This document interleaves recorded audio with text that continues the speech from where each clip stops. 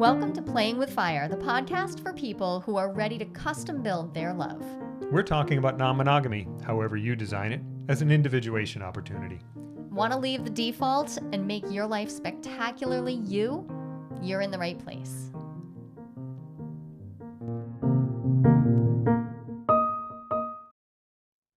I am so excited for this episode. It's been a little build up to this episode.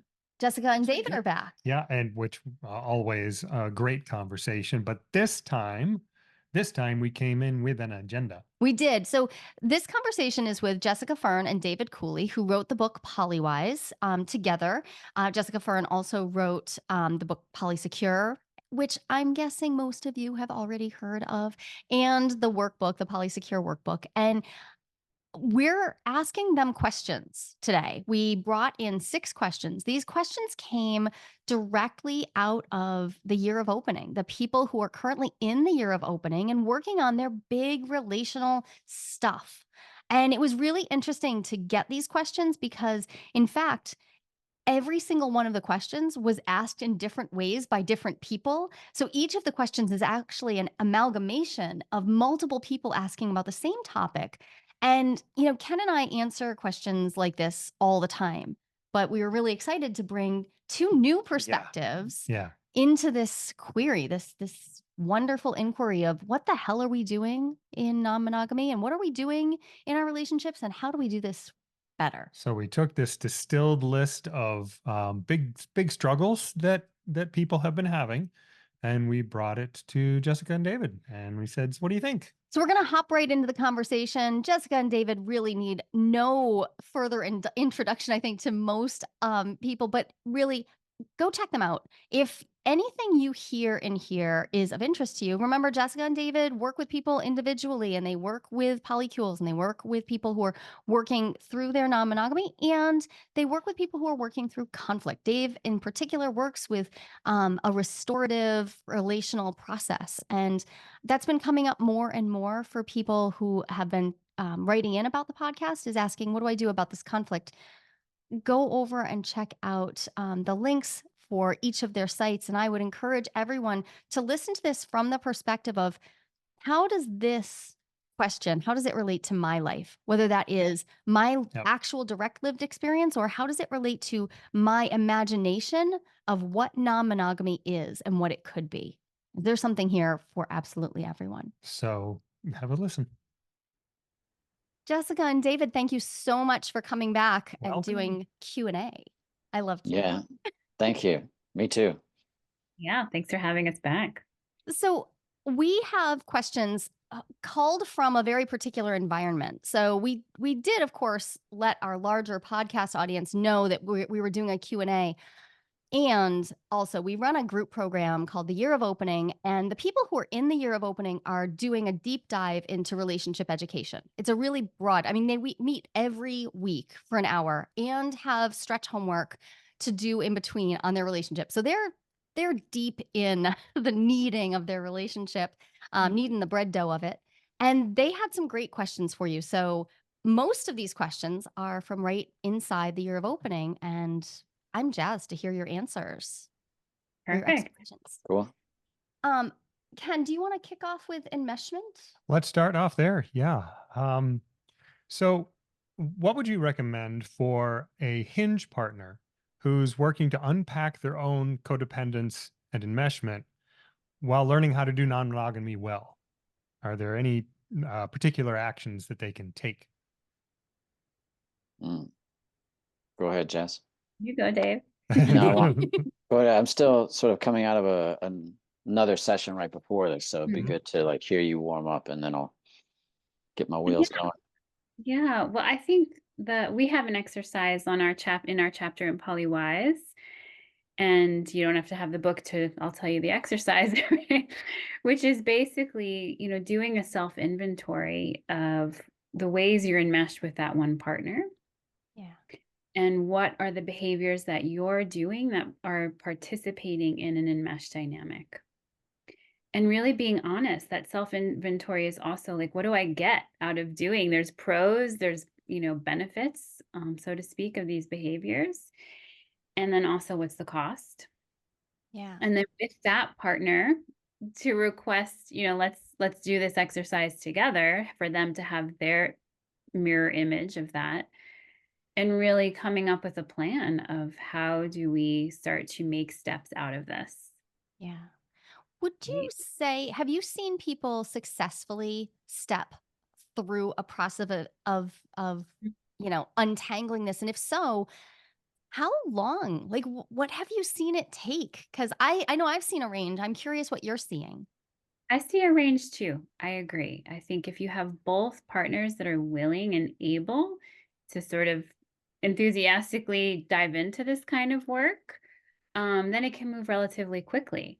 But most partners are not moving at the same pace. Most partners are not necessarily at the same developmental stage. So then it can limp along for a while. It can take a while. You might have to ask for your partner to change this part of their dynamic several times before they even get it. Right. And often there needs to be third party support in some way. Yeah. But I think also, just for this question, using what you're seeing in that pre-existing relationship and the tendency towards enmeshment to inform the new one, and just talk about, oh, here's my tendencies. What can we do to be proactive about not falling into those tendencies? Yeah. Yeah. I wonder too, what's the differentiation here between the word enmeshment and codependence matters a little bit to me. And some of that is just because I don't even actually care which word people use, but it feels like people self-pathologize, or they Yeah. pathologize their partner by saying like, you're too enmeshed or you're too codependent, Yeah. rarely seeing it in them, like noticing in themselves. So I'm appreciating how your exercise asks them to both look at how they're taking part in that dynamic. But I'm guessing Exactly. you can do it one-sided too. It's just probably more effective. It's more effective. Yeah. I mean, Dave and I probably have a story, right, where there was a certain way that I was over functioning and he was under functioning. And that wasn't blanket in our relationship. There were ways that we were equally functioning, or maybe Dave was over functioning and I was under, right? But in this one way, that I was saying, okay, I'm not going to do these things, right? And I'm not going to overfunction like this. And then it also required Dave to say, oh, okay, I have to step up in a certain way if Jess is going to step down. Hmm. That sounds familiar. It sure does. Yeah, and that's one of the things that I think I like about the specificity of the inventory is you're looking at behaviors, right? What are the behaviors? These are not personality traits that we're looking to analyze or diagnose. We're trying to figure out what are the particular scenarios or dynamics situationally that you feel like enmeshment is happening. And one of the things that I like to help people sort of zero in even more in terms of looking at the behaviors is what are those behaviors trying to achieve in terms of needs, specifically attachment needs. And so if people can really zero in on what is the need that this behavior is trying to fulfill, I think there's then one, the opportunity to sort of step out of that pathologization process that happens, right? So it's we all have universal human needs. We recognize those as such, and then attach those to the new behaviors, right? What is it that we're actually wanting so we can be more creative in thinking about getting those needs met? Yeah. I appreciate you bringing it back to the unmet needs, and then I would think that the next question is probably, how do I meet this need, and is this possibly a need that I can meet for myself in multiple ways? Would not saying this partner can't meet that need, but can I also meet it in a plurality of ways so that I'm not locked into the idea that if they aren't able to provide it, that I'm screwed. I'm now in my child self and I feel like I'm a wreck. Right. Yeah, absolutely. Absolutely. And I think another thing to be aware of that when you're talking about needs is there's a difference between getting attachment needs met and sort of emotional survival strategies, Mm, right? Often those two things start to become conflated.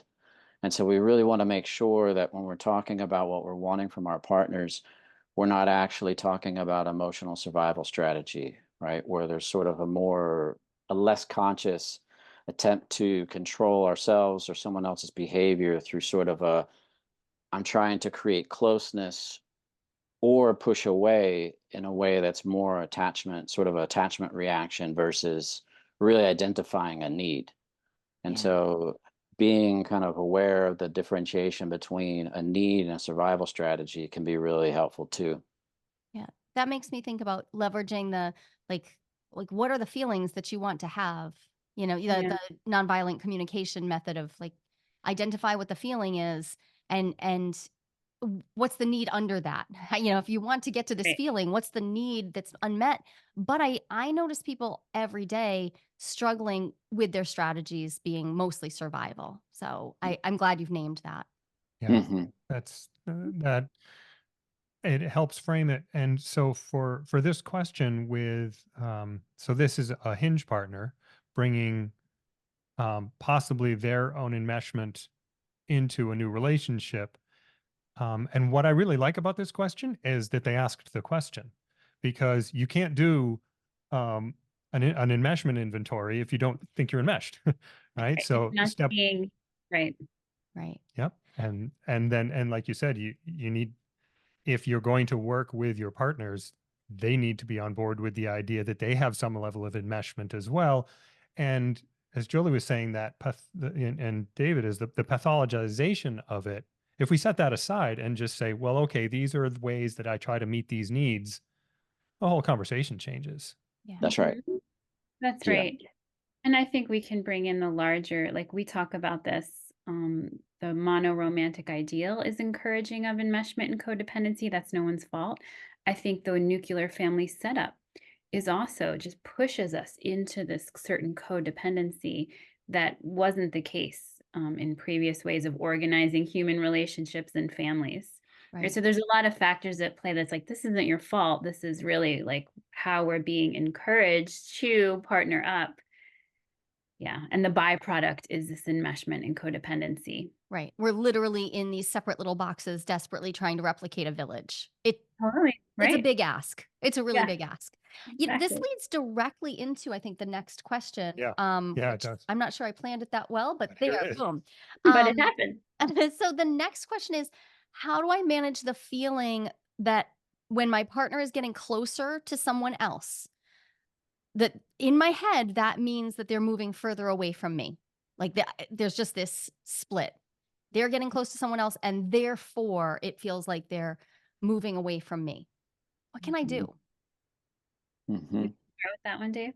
Yeah, and again, I think because we are sort of dovetailing or segueing from that last question, again, bringing that sort of needs, what are the needs here versus strategies, right? And so in this case, sort of the narratives, right? What are the narratives that are really being kind of on autoplay or repeat in the mind of the person who feels like my partner's moving away? They don't love me as much, right? If they sort of deepen this connection with this other person, what does it mean about who I am?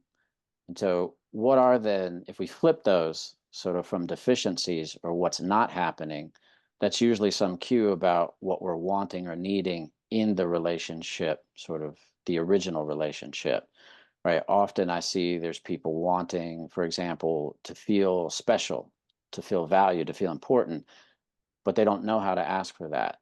They don't know how to really lean into that need and what are the behaviors that allow them to feel special, valued, and important in relationship, right? So often there's a lot of reassurance that's needed in those transitions, right? Because those insecurities are bringing up these narratives about your own self-worth or lovability in the context of that relationship. So we really want to be explicit. And this is again where it's important that all partners involved are on board with really making this thing externalized. Oh, okay, this need for feeling special, for feeling valued, for feeling important and getting reassurance is not a nuisance. It's not a burden. It's not toxic. It's not some personal defect or inconvenient. It's, wow, this need is really important. And so, what can I give my partner if I'm the partner sort of seeing someone new or moving in another direction, right? What am I needing to give to my partner and being sensitized to them to give them so that they have that reassurance and they feel comfortable asking in those moments when that sort of attachment stuff is coming online? Yeah. I see people panic on both sides of the coin there. On the Totally. one hand, there's like, okay, I know I need something, but I don't know how to say what I need. So I appreciate you saying, what are the Mhm. behaviors, not just how I want to feel, but what are the behaviors that would help me feel that way? And again, now we're back to, I think we covered this in the last interview we did with you. getting clear on what your needs are is not easy. That takes a long time. And then on the Yes. yeah. And then on the flip side, we have the partner who's like, okay, I've reassured you. How much reassurance is too much? And I find people like we tend to like draw a line in the sand and say like, oh, you've had all the reassurance allotment you can have. That's not literally what they're saying, but it's what their actions seem to be conveying because our two like our scales are so off. The partner who's Yeah. feeling a need isn't matched up with the partner who's feeling like, oh, I need to give.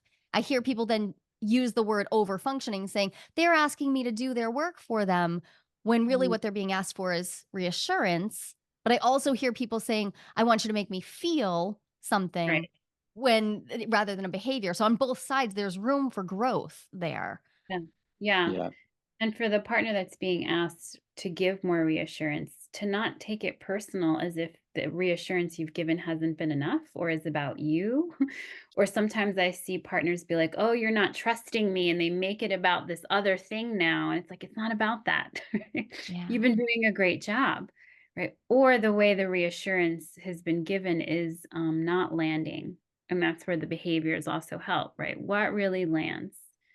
Right. When people hone in on that, like what it's usually one or two very simple things. Yeah. People are very surprised. Yeah. But I think, again, going back to that question of socialization, is there's sort of this idea, at least in kind of the United States, the culture of the United States, where needs, like we're so inculcated to believe that we're supposed to be independent, right? Mhm. And needs is sort of this touchy thing. And so it's actually kind of a burgeoning, emergent reclamation of the value of needs that's happening on the fringes of mainstream culture, where we're given permission little by little to reconnect to the needs and advocate for them. But often there's people needing to sort of really normalize, yeah, needs are not a bad thing. And needs, just like hurt when it arises in conflict, needs a special container. It needs a special paradigm. It needs an orientation, right? Which is a level of sincerity, generosity, patience, recognizing that these things take their own time. They have their own sort of life. And so reassurance is not something you just one and done. Hey, I told you. Why do I have to keep telling you? You say, no, it's going to keep coming back around. It's going to be cyclical. And so we have to hold a space for it in a way that makes it normal, seem okay, and we're like, yeah, this keeps happening. The trigger is not something that just goes away. It's a healing process. Right. Yeah, it's a process. I've heard all three of you touch on the idea of a narrative. So if I come in and either I'm looking for support or I'm the one being asked for support, I can have narratives about that lead to, oh, I've given you enough now, or I'm asking too much, or some version of that. What do you suggest people do to investigate their narratives? Because a lot of these things are things that I don't even know I'm telling the story about myself. Yeah, good Yeah. question. You can be just posing that. What's the story I'm telling? What's the belief that's coming through here? What's the interpretation I'm making? Hmm. Right? I What appreciate that gentle, like, what's the story I'm telling? Make space for there to be multiple possible there are perspectives, also exactly. within myself. So now we're back to parts work too, where, right, I might be telling myself two different stories depending on who's running the show right now or Right. more. Yes. Right. And to bring it back to the question that we were first working on, about, struggling when the partner is going away towards someone else, I'd want to know which part of you is struggling with this. Yeah. Yeah. Mhm. Yeah. Yeah. Yeah. Who is that? How old are they? What's going on what's their Exactly. What does story? that part need exactly? Yeah. When have they been left? When did they feel abandoned? Mhm. Right. It's a huge invitation for reparenting ourselves. And I think, of course, it's easier to imagine that it's just about the present moment. If we imagine it's just about now, then we don't have to do any of that deeper work and we can just stay locked in this very uncomfortable but usually familiar Yeah. storyline. And we'll just keep playing out over and over. I think that's one of the reasons why I asked about how long, what's the healing time that you're seeing is I see people need to play out the painful, repetitive narrative for quite a while before it becomes visible enough for them to say, "Oh, I have to take responsibility for unpacking my narrative, Mhm. even if my partner truly isn't like meeting my needs or showing up exactly the way I want. I still have this part to work on myself. That's Yeah. like a thread through all of this section of questions. And one of the things that I see too is that we still need more work on equipping ourselves with a meta perspective, like to even recognize that we're working at the level of narratives and thus sort of dethroning any one given narrative, like recognizing narratives are how human consciousness works. It's how we understand anything. We have to make a story about what's happening to relate to it. Right. And so these stories are not accurate or objective reflections of reality. And so what we're looking for, what's our level of agency around the narratives that we're harboring, that we're performing? Often we just sort of assume, and sort of in that concept of IFS of blending with a part, we blend with the story, Right. right? So we think, oh, I'm thinking this, it makes me feel something, it's pretty compelling, it's truth. And So it takes a meta process of stopping and questioning, what are you thinking? Do you really believe your thoughts? And actually, can you start to sort of create a larger spectrum of options in terms of what's possible? I absolutely love this. And I want to transition to another topic because you two in particular, I think, could speak to this maybe better than anyone that I know. Yeah. So I have what might be a very personal question. So please feel free to set your boundaries. But Mhm. we have quite a few people in our program who are trying to figure out how to transition their actual current relationships. And the common thread amongst the ones who are struggling the most is what do I do specifically to shift from a romantic partnership to a hey, we're platonic, but we're still very close. Either we're parenting together, we're living together, like we want to have a life together. What do we do? And it's coming up kind of all over the place and everybody seems to be struggling. And I know you two have walked this path. So We have. Yeah, and we help other people walk that path too. Yeah. You Yeah. want me to say or you say? Yeah, I think one of the things that I know for us is we just kind of stumbled through it. We didn't, consciously. I mean, in some ways, we had some There conscious were some moments. elements. Yeah. Kind of our decoupling process was huge in terms of kind of setting the vows to uncouple. So we had a ceremony for uncoupling, in which we undid our marriage vows and then set life partner vows. And so that concept of life partner has been so useful for us in giving sort of a container for conceptualizing what do we want to do moving forward. So we have to sort of imagine what is the container that we're wanting to create together, knowing that we have that capacity. I think the trick for, at least for me, is then, okay, how do you navigate the attachment stuff that's inevitably going to surface when you start taking out the romantic elements and the sexual elements, because those are such big attachment generators. yeah. And so respecting that there's going to be some kind of transition time that's necessary for that untangling. And so I feel biased and want to name the bias up front and not say that this is sort of the way it is for all people and should be this way. But I noticed I needed time to not live together. I Right. needed time to sort of feel myself as a kind of separate entity apart from Jessica, live on my own and sort of have that life and get out of the rhythms of our attachment sort of process in order to then sort of reconnect with Jessica in a way that felt more sovereign, more differentiated, more integrated. So I think some kind of, even if it's symbolic, some kind of intentional separation around, okay, we're creating a certain kind of space, Right. making that very explicit about what that means and why you're doing it. Again, grounded in attachment. It's not punishment. It's not, something punitive. It's really about how do we take care of our nervous systems in this process, knowing that we're going to have feels that are going to take us up and down. I so appreciate that. So far I've already heard like a symbolic action, a ritual. We're big on that in year of opening, huge on that. And also allowing yourself to actually have what you need, which may look like a more traditional uncoupling where people actually split. Other people from the outside might view that as a full split, but you're talking about an intentional time to regain your sort of balance as an individual, as a sovereign human being, before you try to figure out what the next pattern is. So that's all amazing. Jessica, what would you add? Because Dave and I, we did actually, we were still living together, and we said, like, let's take sex off the table. And we stayed living together. And there was something that felt really liberating in that, to be like, oh, cool. We don't have to like have this as a pressure or a stress, and like we can just be. But it wasn't enough for us. Like we both wanted, I think we did that for a few months. And then we were like, we do need to just like, I need a break. I need a break. Yeah. And not everyone can do that. I mean, Dave was literally living in like a room under someone's stairs. You know, it's not like we had all this money to live in separate houses right at that time, right? Like, you know, it was grim. Like it wasn't glamorous, you know. But other couples I work with that are doing this, sometimes it's just the symbolism and practicality of someone's living 2 different bedrooms or even different beds in the same room that they can do, or upstairs, downstairs, or even just like a month apart.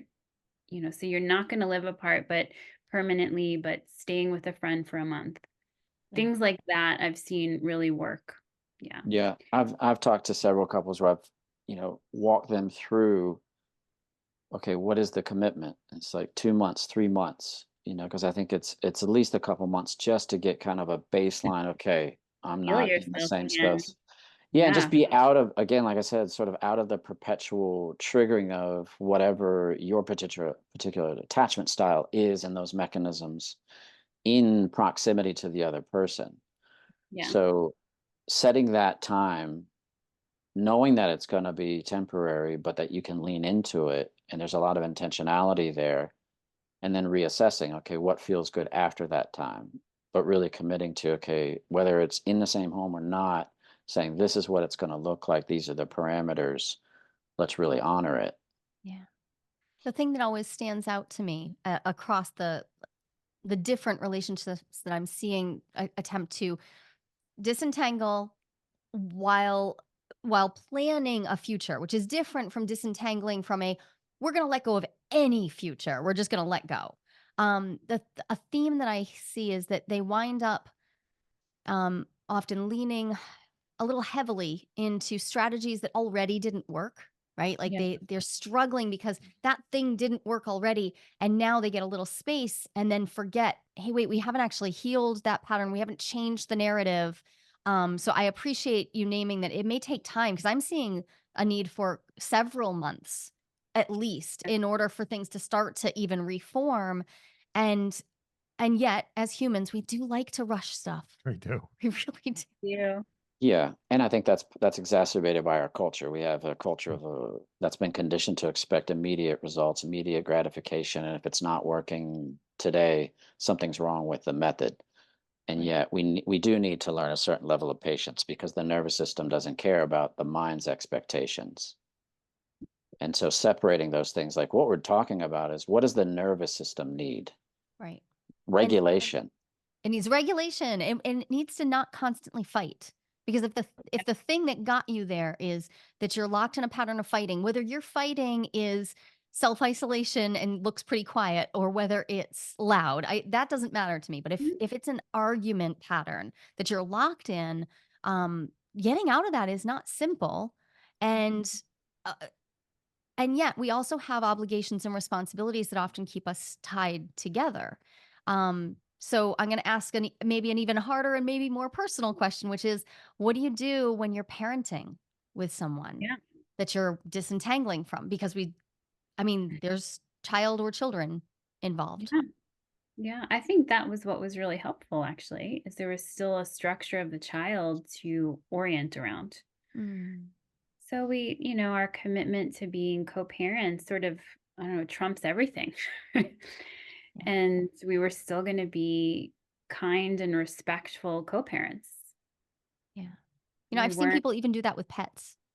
Yeah, Like they just you're right. they anchor to the commitment to the pets, and they're like, they we share can at least have custody of their good pet. conversations. Yeah, right. Yeah, and so that was something that I needed. I needed to only have logistical interface with Jessica around picking up, dropping off our son. Yeah. right? Or if he needed, oh, there's an appointment coming up. But I wasn't, there was, close to a year for us, Yeah. for me, what I needed before we were really having any dialogues beyond that. I wasn't wanting to know what was happening for Jessica's inner world for a pretty significant amount of time. And I wasn't ready to share what was going on for me. Right. Thank you And for that, normalizing that. Yeah. I think that's incredibly normal, but we just don't get to hear it frequently enough that it Yeah, takes that time. exactly. And in someone can do the quick math, but in what's now 21 years of being in each other's life, that 1 year, even though it felt huge and significant, like it's also a fraction of what is Right. us. Yeah. yeah. And Right. let me ask you, Jessica, a question, because I feel like I've no, we've maybe have talked about this or not, but I'm curious, like my assumption or my thinking backwards imagines that you would have been able to sort of shorten that time, like seemed like you were in a place where potentially you could have had more of a relationship with me, whereas I was needing more time. Is that accurate for you, or do you feel like that year was good for you too? Because I noticed that sometimes partners, like one partner's Yeah, right, yeah, kind of ready for more sooner, and the other partner isn't. yeah. So I'm curious, what was your experience in that?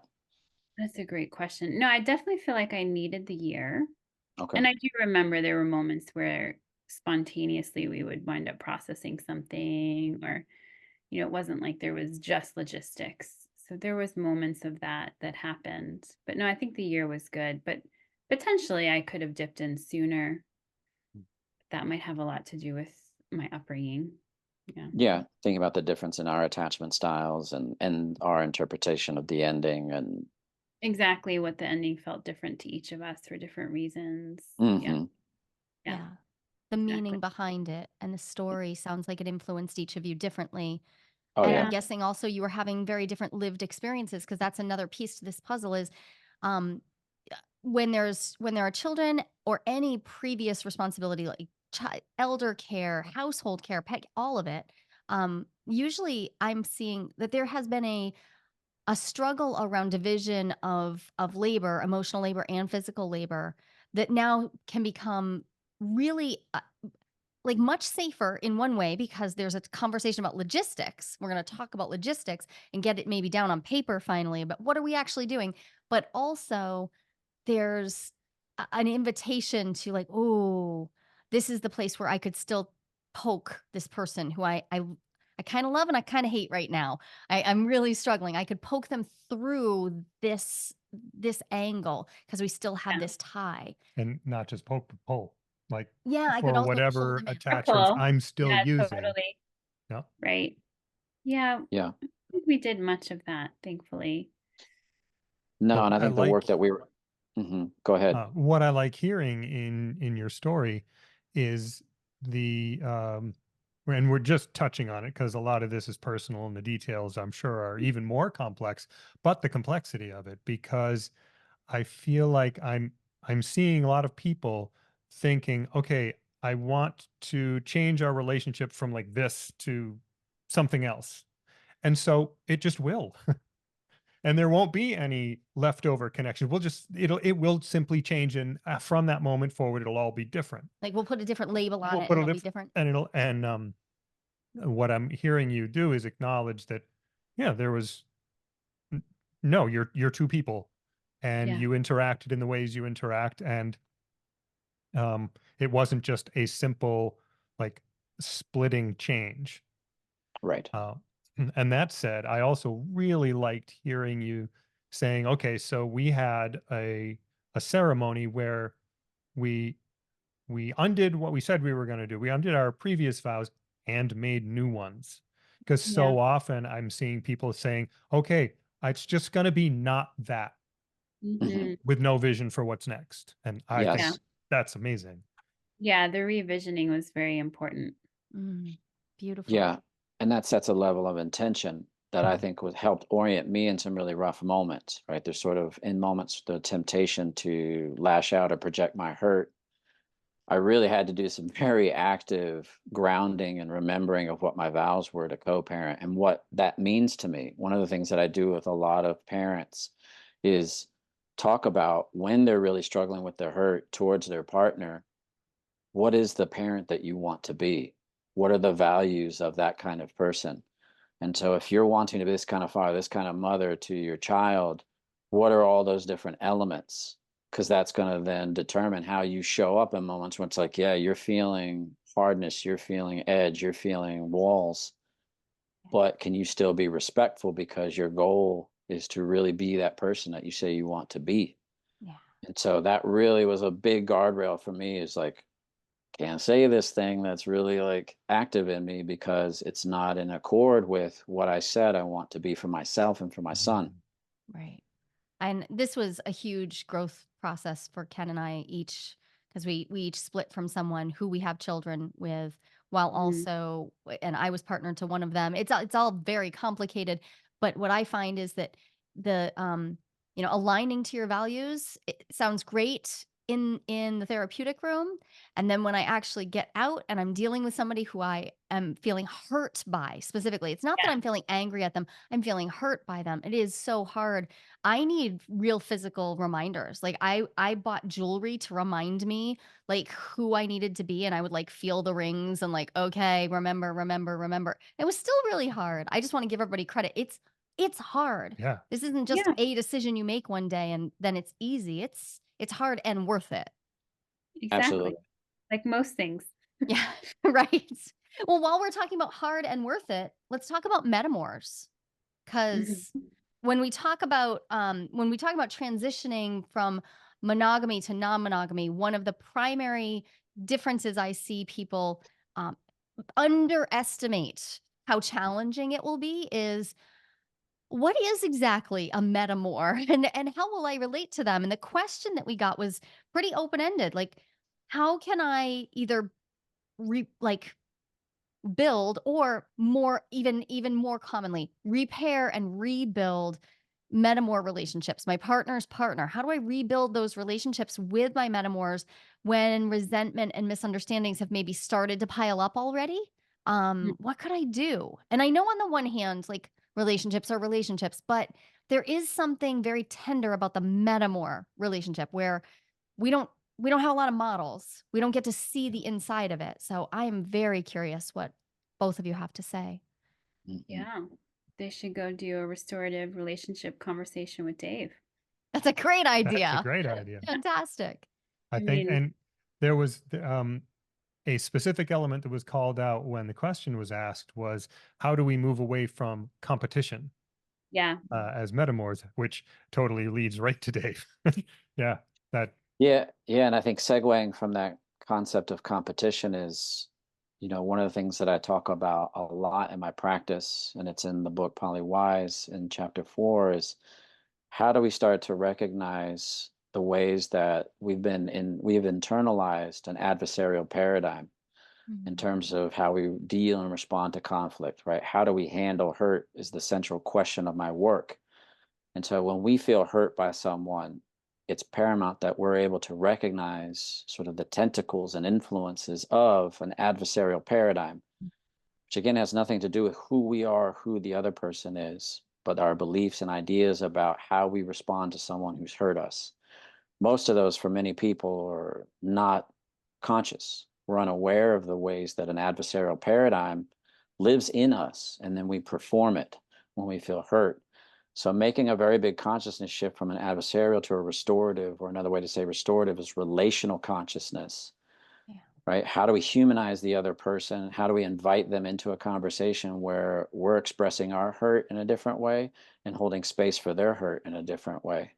Right. Can we invite someone into a conversation where we're really inviting them? Like, let's say I have this happen all the time, is partners will say to me like, yeah, I'm wanting to repair with a metamour, but I'm really scared. I know that they're angry, I'm feeling embarrassed, I can't imagine they're going to have the disposition to have a conversation with me.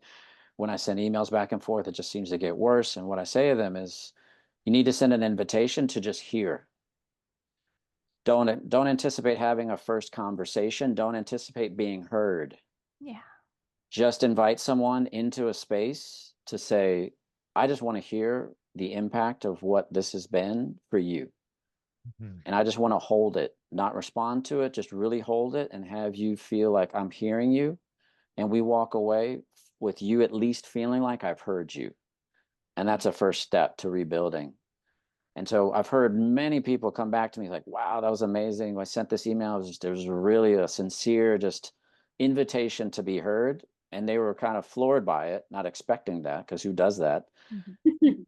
And then when they were able to do it, it felt very reparative. It set this tone for then a conversation, right? After you do that, you wait, you let that metabolize, and you say, hey, just want to check in. How did that feel? That feel good? I'm wondering if you're open to more of a dialogue now, Yeah. with some more back and forth. I really appreciate you naming the hearing the impact.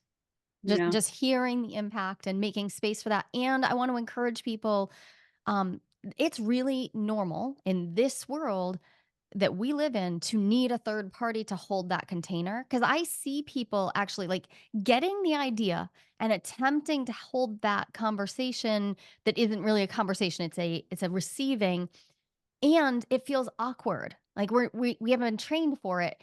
And so holding it for yourself while you're the person who's trying to receive, and then the other person's attempting to share their impact, and both of you maybe feel nervous and awkward, totally normal to need someone else there to just say, I got you. And I appreciate that we're sort of taking this out of the context of, are we going to go to therapy together? Because I love therapy, but this is actually something separate and different. This restorative conversation that could be had could be therapeutic, but doesn't have to be, I'm going to therapy with my metamour. It feels much more digestible and manageable to me from my perspective. It is, and I think it's very practical, right? And I think that's the gift that we're getting from the restorative practice world, right? Is there's a recognition that there's something universally human around acknowledgement. Like in terms of repair, you have to have acknowledgement of impact, right? And so the prescience of that, the clarity of that is something that I think I've distilled and brought into the interpersonal realm, sort of out of the restorative justice universe, which is more about institutions, this is more about, okay, how do we use that practical model for creating a space that you said, as you said, it's unusual. Yeah, We're it not used to just holding. We're used to oh, you said that, the pain Right. resurfaces and then you're going in back into it, sort of the back and forth again. It's like, that's not what we're doing. I mean, I have firsthand experienced the power of that in both directions, of yeah. being asked to share, and of asking. And um, I'm curious if, and I mean, this may be, go spend some time with you about what strategies, how do you help people get themselves to a place where they are willing to say, just tell me, I will hear. Because my Mhm. experience is that's a really hard thing to do, but I have my feelings and I want to be seen and I want to be heard. And those are all valid feelings. But this is a time for simply listening, but it can be really a struggle to stay there and actually just listen. Yeah, is there prep to Absolutely. do? Yeah, and there's a lot of prep to do, right? There's a lot of intention setting to do. And there's a list that I have that I give people Mhm. to follow. Like these are Right. the bullet points. These are the things that you're going to have to do. There's going to be a lot of breathing into your heels and gut. There's going to be a lot of, okay, that's hard to hear. And you can even say, that's hard to hear. Like someone's bringing something to you, say, okay, let me metabolize that. I want to make sure that my reactivity or defensiveness is not derailing this process. You can name your experience as it's happening and you can say to the person, hey, I may need to like stop and breathe, but I don't want to have that stop your trajectory of expression, Yeah. right? Again, a third party holding that then Yeah. can hold that bubble of safe Yeah. expression. Absolutely. But there is, I think you're absolutely right, that there's ideally everyone sort of prepped for that so that the person expressing their hurt is also getting the way that they're talking about their hurt sort of filtered in a way that's safer to deliver and Right. makes it easier to be Yeah. received. But when that's not possible, what we're talking about is a situation where that person who's going to get that invitation is not being onboarded. So if you're in a situation like that and you just feel like the damage that's been done is intractable and I'm just trying to see if there's any room for traction in terms of repair, this invitation strategy is useful and often works. Yeah. So I appreciate this for repair, and I wonder if there's a build-up phase with a metamour too. Mhm. Do either of you, and maybe the answer is no, but do either of you have some best practices, ideas of Yeah. like what to do? Right, like before there's been Yeah. conflict. Yeah. Exactly. This is when there's already been challenges. I mean, one, just being aware there is something particular about the metamour relationship that seems very susceptible to perceived threat Yeah. and competition of needs and competition of partners. So just being aware of that to begin with, like, oh, there might be this filter that keeps kind of crossing my consciousness that tells me these things, and like, can I kind of breathe it down, so to speak? But my best practice is quite simple. Meet them. Go meet your metamour and meet them one-on-one, actually. Yeah. Don't meet with your partner. Go have coffee or tea or lunch, go for a walk, and just like connect with them human to human, and don't even talk about your partner Yeah. Yeah. at all. That's Talk about yourselves, talk about maybe other things, maybe the opening up process, but don't actually start processing the first time that you meet. Yeah, really make that connection. I love that. I love that Yeah, strategy. And and I that's the find, only time I've had trouble with metamours. It's been because they were not available to meet. They just like they wanted a one-way mirror. And yeah, that became actually a boundary for me, is I can't be in relationships where there has to be totally like I can't see, meet, know this other person. Yep. And so to know that about myself also limits my dating pool a little bit yeah, and is worth it for me. Yes. right. And I think if we're talking about that first year, and honestly years, it takes a while to know, what do you want between your partners or as a metamour with metamours. Yeah. Like, we might have an ideal of kitchen table polyamory that doesn't work for every combination of partners, right? Right. Sometimes it needs to be more parallel, and then with this one, it can be more kitchen. Right. And to allow that flexibility, and especially as the hinge, do not force onto your partners what they're supposed to be to each other, other Right. than you acknowledge my partner exists, and if you have to communicate, you're respectful. Right. I That's think there's also a really huge difference there between like I have to have kitchen table poly or I have to have whatever. I don't even think there is. There's no like standard. Um I have to have my relationships look exactly this way versus maybe I have a goal to yeah, have a more community oriented setup, but that's not always possible. And it's not always ideal for the longevity of a relationship right. constellation, and letting it be what it needs to be without being too over focused on it needing to fit into the model, and getting to have some bottom line requirements around. Yeah, and I do need to, yeah, I need respectful conversation. I need to be able to know that if we wind up at the same concert, it's okay that we're in shared space and we're not Yeah, going to be pitted against each other somehow. Yeah. exactly. Yeah. And I think there's something that you're pointing to there, Jolie, where it's, especially in this realm of sort of consensual non-monogamy, there's a lot of fantasies about what we want. Yeah. And because we're moving into new territories, the models are scarcer. There's a way in which our projections are sort of amplified and reified and given a certain importance that is precarious. It's not that there's anything wrong with those desires and the needs that are underneath those desires, but what I see in the maturation process of a lot of partners who are able to really weather the storm and kind of successfully find the groove that works for them is they've really let go of this idea of what things are supposed to be, whether even it's a peak sexual experience. Like I see this all the time with like a lot of people imagining, I'm going to go have this peak sexual experience, and they're willing to compromise the secure attachment with a partner to go get it. And then you get it and you're like, what is this really serving? What is this really giving me? But the damage is done. Yeah. And so that's kind of a cautionary tale for people that are projecting forward what something is going to be or supposed to be, as opposed to really leaning in what serves well-being, what really in this moment really works for the constellation of circumstances that you're embedded in. Mm, In that moment. yeah. In the Too, because moment, it all develops over time. Because we have these right? visions of, okay, I'm looking for kitchen table poly, let's say, which of course that's a really broad description of something. Right. And now you put actual human people around Around that that table. table and see how that plays out. And it's going to be unique for every group of people, and letting it be that, and then letting everybody grow and change, Right. um, is, well, if you don't let everybody grow and change, there will be strife. Yeah. Yeah. And I think That's a big part of the challenge of doing what I'm saying is the uncertainty of it. Yeah.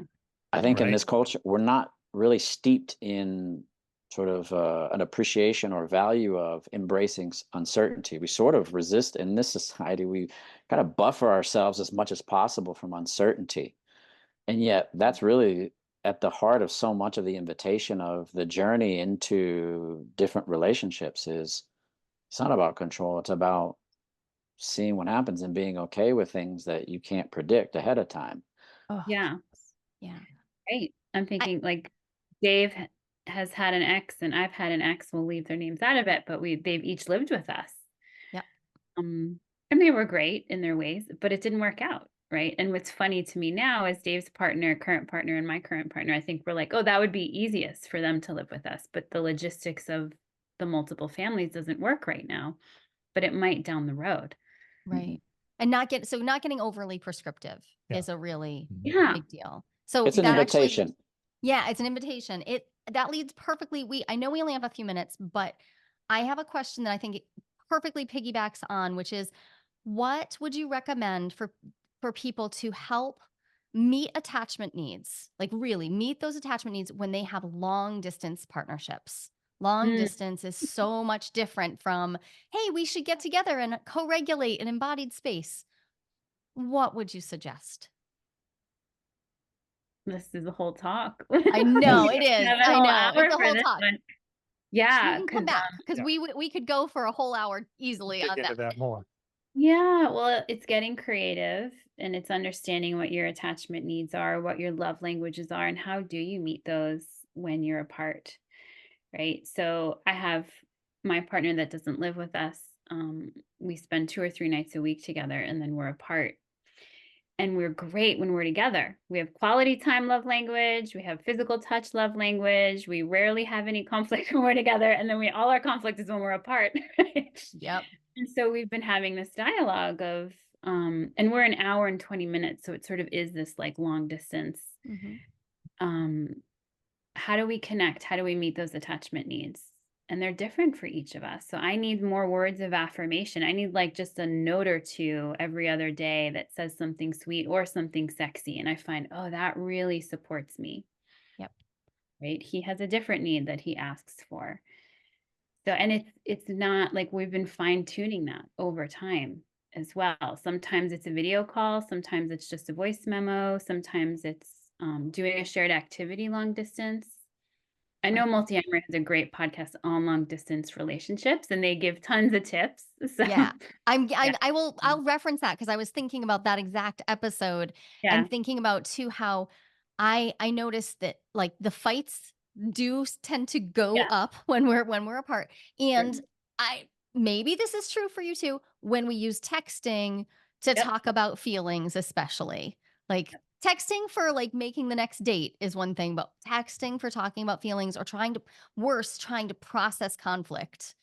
Trying to because there's a lot I think we can do through text that is sweet, that Yeah. is connective. But when there's actual conflict, yeah, we have the agreements like, okay, pause till we can talk on the phone. Right. Because trying to process this in activation mode is potentially damaging. Right. Yeah. Huge. Yeah. So I had a partner though in his metamour. It's worth mentioning. They got the like from a distance vibrator. So she had the vibrator and then he had the tool. yep. And that was the way they had, sexual play long distance. It was great for them. Yeah. Yeah. It is shocking to me how amazingly people make very long distance relationships work by getting creative, but then we don't talk about it a lot. Like it's not modeled for us, Yeah, and I think non-monogamy puts us in more situations where that might be one of the options we it might is. Yeah. have. And I think the benefit is that it extends the new relationship energy hormones. Yeah. It extends the honeymoon, and the downside of it is there's many things we don't see because we're not in regular life with this person. We're kind of on vacation mode with this partner. Mhm. So that's another tip that me and my partner have done is like, oh, let's have a work from home day together so that we're in like a normal work day with meals. It's not a vacation date day. That's What is it? huge. That Yeah. would be a very different Th- way to spend the day with me. It's Yeah. a very On different way to vacation. spend time together, right? And Yeah. get to know each other in these different ways. Yeah. That's huge, and I find that derails a lot of people is that missing out on that day to day, but also not having, not getting to see who their partner is outside of vacation mode often makes us tell stories. Right. Coming back to like, we fill in a narrative the of blank. what life with them would be like Mhm. based Yeah. on a vacation style romance, Right. really. It's very Right. easy to idealize. Yeah. Yeah. Yeah, and that's part of what fuels, I think, a lot of the justice jealousy for partners who are still living with a partner who Oh, is in relationship with a sure. long distance partner because they're thinking, you're going out and having this vacation life, you're having that energy, and then you're coming back to me and it feels like drudgery with me.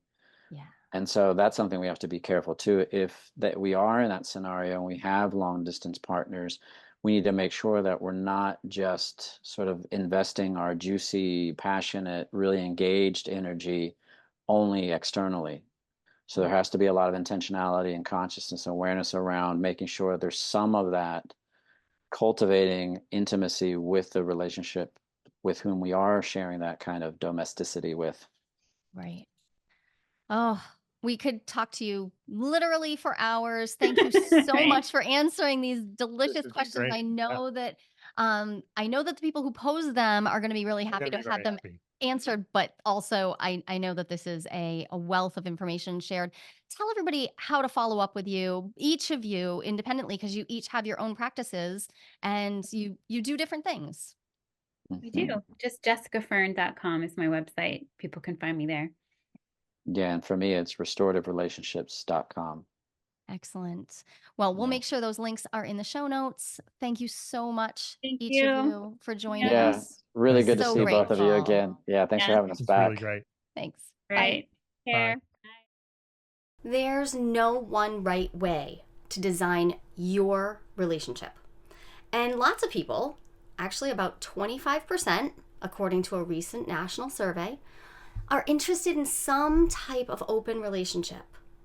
But how do you know if you are ready to open up happily? Not everyone is, and that's no problem. I've got a 60-second quiz that will give you the answer. And even better, you'll walk away with your next step, whether you're good to go or not so much when it comes to opening up. And this is no BuzzFeed nonsense. I personally designed this quiz from my years of academic research. Go to joliequiz.com. That's JOLIQUIZ.com.